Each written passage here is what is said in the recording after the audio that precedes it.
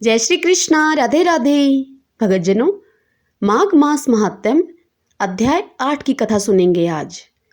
कल के 7वें अध्याय की कथा में हमने कुंडल और विकुंडल की कथा का वर्णन सुना था।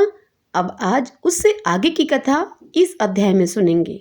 सर्वप्रथम भगवान का सुमरण करेंगे। ओम नमो भगवते वासुदेवाय। ओम श्री कृष्णाय नमो नमः। सब बोले विष्णु भगवान की जय। आइए भगतजनों, अब कथा सुनते हैं। जिस समय विकुंडल दूत के द्वारा स्वर्ग में ले जाया जा रहा था, तब उसने आश्चर्य से चकित होकर विनम्र वाणी के द्वारा कहा कि हे दूतों, शास्त्रकारों का कथन है कि सज्जनों के साथ 7 कदम चलने पर ही मैत्री हो जाती है।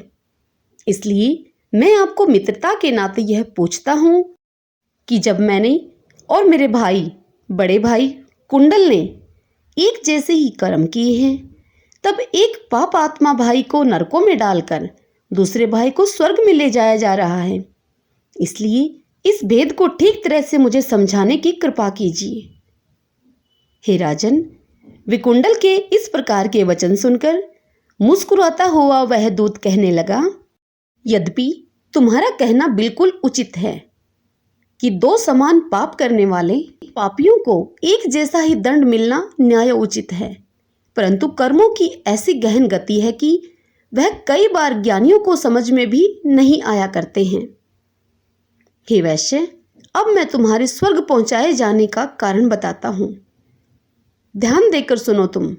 यह तो तुम्हें ज्ञात ही है कि तुमने और तुम्हारे बड़े भाई ने एक साथ रहकर आयु भर केवल पाप ही पाप कमाए हैं, परंतु सौभाग्य से अंत में तुम तो अपने भाई का साथ छोड़कर यमुना के दक्षिण तीर पर बसने वाले महात्मा सुमित्रा के आश्रम में चले गए और वहां पर रहकर उनसे हरि कथा सुनकर स्नान आदि पवित्र कार्यों में संलग्न हो गए तथा तुम्हारा भाई व्याधों के साथ रहकर उसी तरह हिंसा आदि पाप कर्मों में रहता हुआ जीवन व्यतीत करता रहा।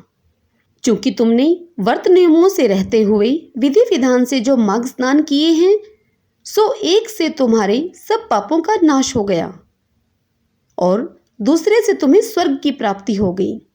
यद्यपि तुमको सपने में भी स्वर्ग की आशा नहीं थी, क्योंकि तुमने न तो अपनी समझ में कोई बड़ा भारी दान ही किया था और न ही कोई विशेष उग्र तप ही किया, परंतु तुमने हिंसा आदि सब अशुभ कर्मों का परित्याग करके अपने पिछले किए हुए पापों पर पश्चाताप करते हुए न केवल माघ स्नान के सहित पुण्य कथाओं का ही श्रवण किया था, अपितु भगवान का नाम स्मरण भी तुमने किया था। इसीलिए तुमको स्वर्ग की प्राप्ति हुई है।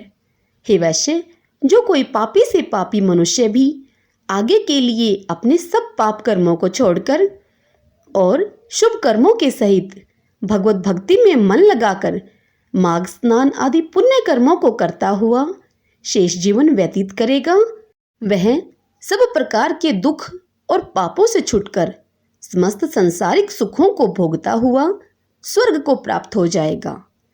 चूंकि तूने आयु के अंत में 2 साल पाप कर्मों से सर्वथा रहित रहकर भगवत भक्ति में तत्पर रहते हुए माघ स्नान आदि पुण्य कर्मों के जरिए व्यतीत किए हैं, इसलिए अब तुमको स्वर्ग मिला है। हे मित्र, जो धर्मात्मा तुलसी का पौधा भी लगा देते हैं, वह भी पाप संताप से छूट जाते हैं और तुलसी दल से भगवान की जो पूजा करते हैं एवं चरणामृत वह ग्रहण करते हैं, वह हमेशा के लिए दुख से छुटकारा पाकर सुखी रहा करते हैं। इसी प्रकार जो मनुष्य शिवलिंग की पूजा करते हैं एवं ओम नमः शिवाय इस मंत्र का निरंतर जाप करते हुए भगवान महादेव का ध्यान करते हैं, वह सपने में भी यम यातनाएं नहीं भोगते। हे वैश्यवर, विष्णु भगवान और महादेव को एक समान ही समझकर मनुष्यों को उन दोनों की पूजा करनी चाहिए, परंतु जो लोग विष्णु भगवान के भगत होकर शिव जी के नाम से द्वेष करते हैं एवं शिव भगत होकर विष्णु एवं उनके मानने वालों से द्रोह करते हैं, वह सपने में भी स्वर्ग के सुखों का उपभोग नहीं किया करते।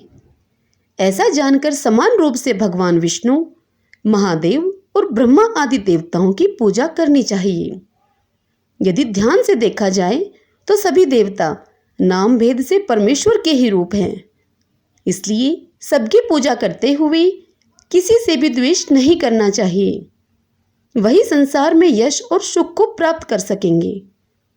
हे वैश्यवर, जो मनुष्य बाग एवं पुष्प वाटिका लगाते हैं एवं पितरों तथा देवताओं और अतिथियों की पूजा करते हैं, वह अवश्य प्रजापति के लोक में जाकर सुख का उपभोग किया करते हैं। हे मित्र, जो अतिथि मध्याह्न के समय आकर उपस्थित हुआ हो, वह मूर्ख हो, पंडित हो या वेद पाठी हो, वह पापी हो, फिर भी उसे ब्रह्मा के समान समझकर उसकी श्रद्धा के अनुसार आवभगत करनी चाहिए। क्योंकि जो मनुष्य मार्ग के थके हुए एवं भूखे प्यासों को विश्राम देता हुआ उन्हें अन्न और जल देता है, वह चिरकाल पर्यंत स्वर्गलोक में निवास करता है। हरि ओम तत्सत। इसी के साथ माघ मास महात्म्य के 8वें अध्याय की कथा यहीं संपूर्ण होती है। इससे आगे की कथा हम अगले अध्याय 9 में सुनेंगे। सब बोले विष्णु भगवान की जय। ओम नमो भगवते वासुदेवाय। ओम श्री कृष्णाय नमो नमः। भक्तजनों, यदि आपको मेरे द्वारा सुनाई हुई यह कथा अच्छी लगी हो, आपके लिए उपयोगी रही हो, तो इस वीडियो को लाइक अवश्य करें और कमेंट बॉक्स में ओम श्री कृष्णाय या जय श्री कृष्णा राधे राधे अवश्य लिखें।